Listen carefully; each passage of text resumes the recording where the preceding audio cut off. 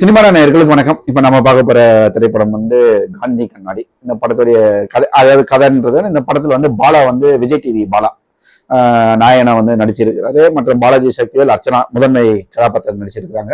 இந்த படத்துடைய கதை என்னன்னு சொல்லிட்டு பார்த்தோம்னா, பாலாஜி சக்திவேலும் அர்ச்சனாவும் ஒரு வயது முதிர்ந்த தம்பதிகள், ஒரு 60 வயசை கடந்து வாழ்ந்துட்டு இருக்கிற தம்பதிகள். இவர்கள் வந்து பிள்ளைகள் யாருமே கிடையாது.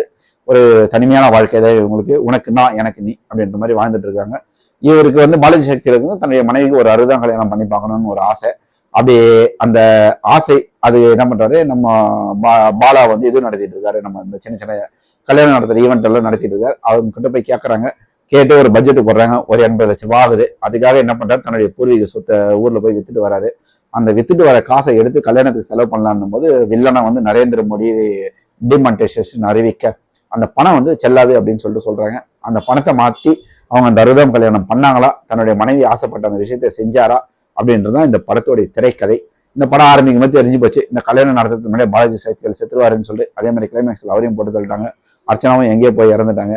பாலா பாலா வந்து ஒரு சுயநலமிக்க ஒரு ஆளா இருக்கிறாரு. பணம் சேர்க்கக்கூடிய ஒரு ஆளா இருந்து பாலாஜி சக்திவேல் வந்து ஒரு கடத்துல ஏதோ ஒரு விஷயம் சொல்றாரா, அந்த ஒரு விஷயத்துக்காக அவர் வந்து திரும்பிடுறாரா, அது எப்படின்னு தெரியல. எல்லாம் சரி விடுங்க, திரும்பிட்டாரு.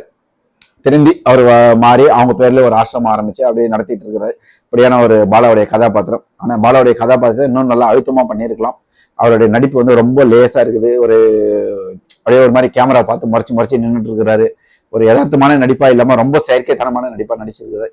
இதெல்லாம் கடந்து இந்த படத்தை ஒரு உயிரோட்டமா பண்ணியிருந்தாங்கன்னா நிச்சயம் நம்ம படம் முடிச்சு வெளியே வரும்போது கண்டிப்பா கண் கலங்கி இருக்கலாம். ஒரு ஃபீல் குட் மூவியை எடுக்கணும்னு நினைச்சிருக்காங்க. ஆனா ஃபீலிங் இல்லாம, ஒரு குட்னஸும் இல்லாம, கொஞ்சம் ஒரு மாதிரி என்ன சொல்றது, ஃபீலே இல்லாம வெளியே வர மாதிரி தான் இருக்கு இந்த காந்தி கண்ணாடி.